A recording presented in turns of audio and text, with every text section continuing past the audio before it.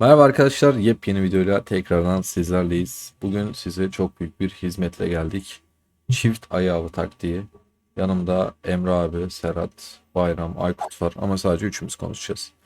Şimdi arkadaşlar genelde eyaletler arasında şöyle bir sıkıntı oluyor. Sadece Türkiye eyaletleri olmadığı için ya da yabancı oyuncular falan çok fazla olduğu için ayı avında saat sıkıntıları yaşıyoruz. Anketler başlatıyoruz. İşte doğru avı saatini bulmaya çalışıyoruz. Bununla alakalı Serhat'ın eyaletinde uyguladıkları bir şey vardı. Bununla alakalı Serhat çizimler ve yaptı ve biz bu uygulamanın aynısını bizim eyaletimizde yani 871. eyalette şu an uygulamaya başladık. Sözü Serhat'a vereyim, daha sonra da Emre abiyle devam ederiz. İyi seyirler Ya plan arkadaşlar. Videoya geçmeden Hmm, önce beğeni ve yorum yaparsanız çok seviniriz. Serhat sizin için özellikle bunların çizimlerini de yaptı. Buradan ekran resmi de alabilirsiniz. Discord'da bunun tam halinde paylaşacağım. Teşekkürler. ben söze gireyim o zaman.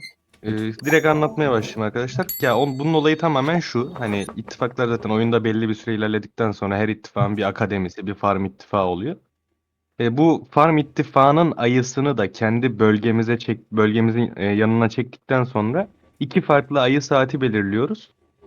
Atıyorum mesela normalde ittifakta 100 kişisiniz. Ayıda mesela birinci ayının çevresinde aktif olacak kişi 60 kişi. 30 kişi 40 kişi bunun saatine yetişemiyorsa onlar ikinci ayının çevresinde olacaklar. Ve sadece ayı zamanlarında ikinci ittifa geçip orada ayılarını yapıp geri dönecekler. Ben şu an kendi eyaletimde ikinci ayı da oynuyorum mesela. Yabancılarla aynı saate denk gelemediğim için onlar sabaha karşı yapıyorlar.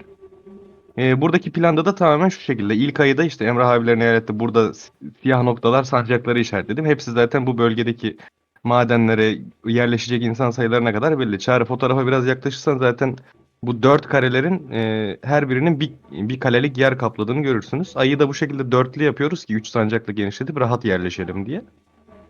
İstiyorsan Çağrı şeye geç. Direkt Emrah abilerin eyalette bakalım nasıl uygulamışlar. O da bize bahsetsin Tabii biraz. 871. eyalete geçiş yaptık. Sendeyiz Emre Merhaba abi. öncelikle. Merhabalar abi. Herkese merhabalar. Ee, Bu düzende Serhat'ın çok büyük bir emeği var. Ona teşekkür etmeden geçemeyeceğim. Çünkü saatler harcadı bu düzeni oturtabilmek için. Ee, Serhat teşekkür ederiz bu arada. Ben teşekkür ederim abi. Şimdi bizim ayıdaki sıkıntımız şuydu. Bizim ayı avımız normalde saat 16 UTC'de yapıyorduk. Fakat 12.30 UTC'ye uyan oyuncular vardı. Onlar ayı yapamıyorlardı o yüzden.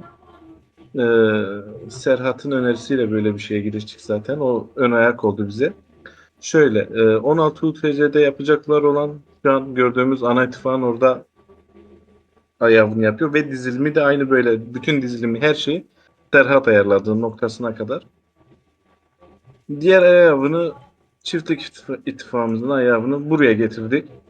Ee, Sancaklarla beraber şöyle bir şey yaptık biz. Normalde Serhat'ın planının biraz dışına çıktık.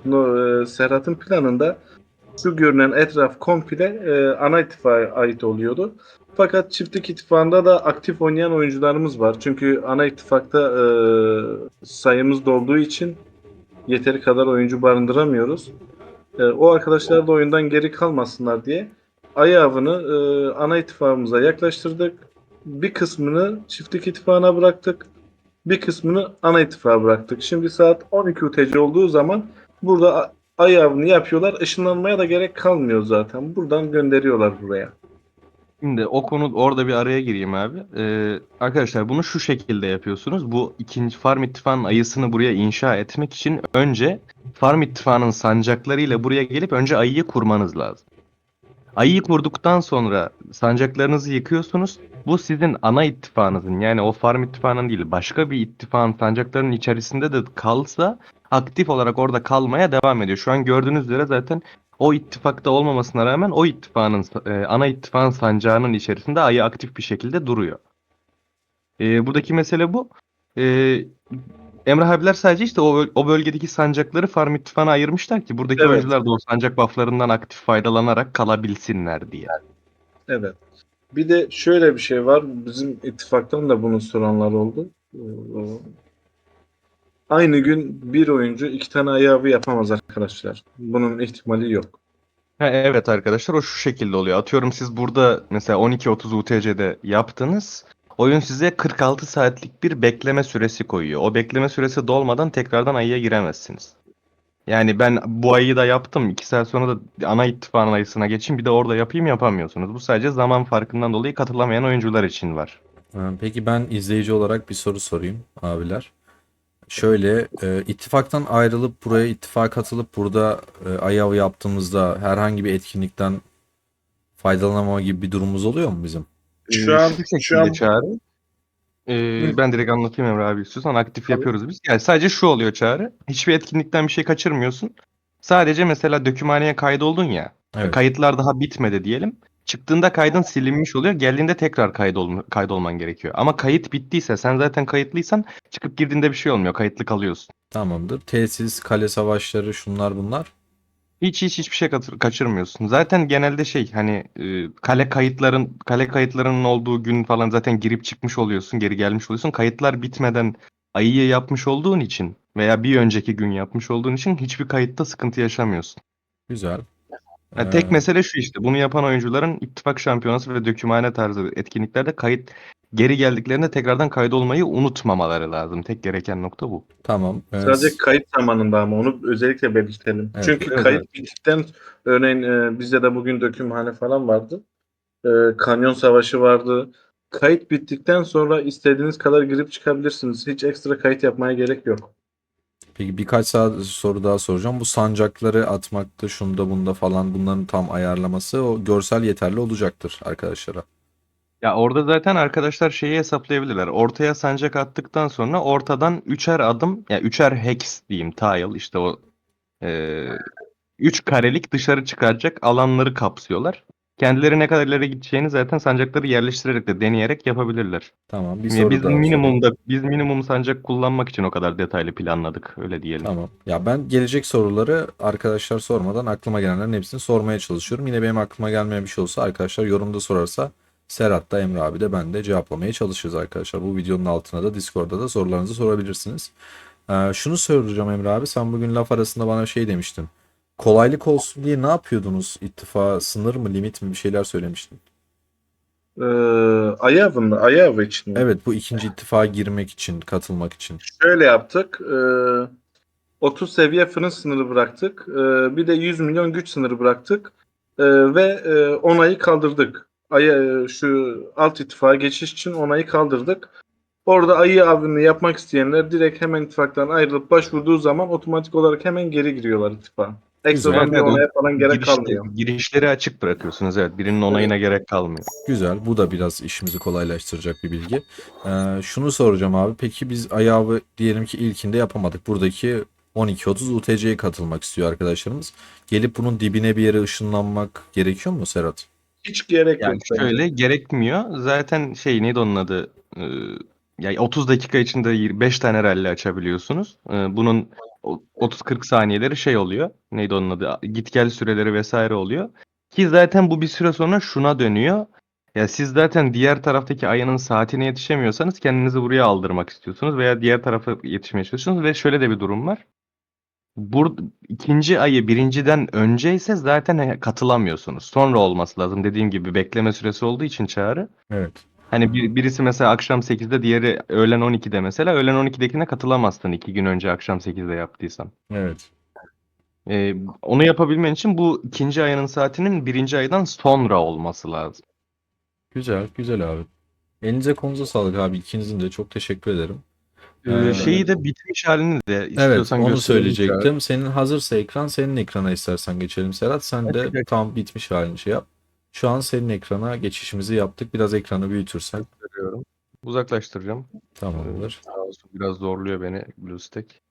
Şurada Tamam. gördüğünüz gibi arkadaşlar, biz iki ittifağı tamamen bu iki ayıya dağıttık.